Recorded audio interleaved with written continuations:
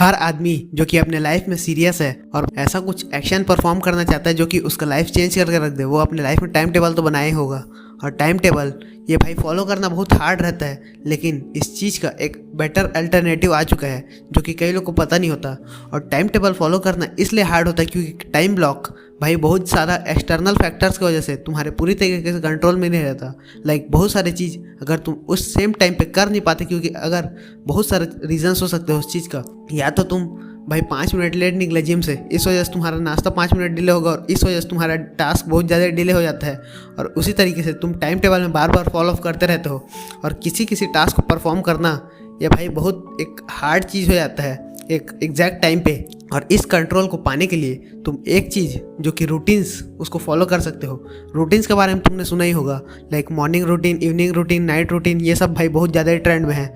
और ट्रेंडिंग ये सब इसलिए है क्योंकि ये ज़्यादा इफेक्टिव है टाइम टेबल। अगर तुम टाइम ब्लॉक करते हो तो तुमको स्पेसिफिक टाइम में एक चीज़ को करना होता है, लेकिन रूटीन्स एक सीक्वेंस होता है हैबिट्स का। लाइक अगर तुम एक सीक्वेंस में किसी नंबर ऑफ हैबिट्स को लगातार परफॉर्म करोगे तो वहाँ पे तुम्हारा पॉइंट ऑफ रेजिस्टेंस आता नहीं है, सबसे पहली बात।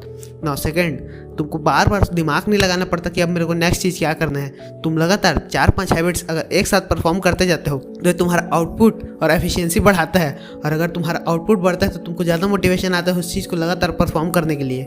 लाइक अगर तुम मॉर्निंग रूटीन में मेडिटेशन, जर्नल और उसके बाद फिर शावर, अगर 3 चीज़ अगर लाते हो और इस 3 चीज़ को परफॉर्म करना तुम्हारे लिए बहुत ज़्यादा इजी होगा। लेकिन अगर तुम टाइम टेबल के हिसाब से पहले शावर करते तो उसके बाद नाश्ता करके भाई मेडिटेशन करते, तुम्हारा ब्रेन फॉग वहाँ पे आ जाता। और इस चीज़ को मैनेज करने के लिए रूटीन सबसे इफेक्टिव तरीका है।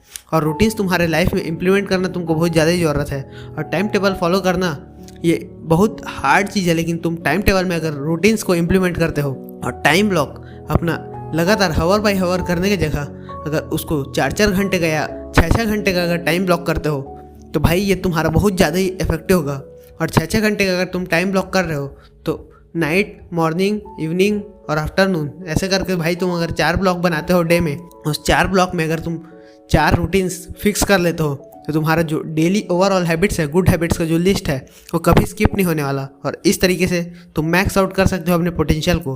और इसलिए रूटीन्स फॉलो करना तुमको अपने लाइफ में स्टार्ट करना ही होगा अगर तुमको कॉम्पिटिटिव एडवांटेज चाहिए तो।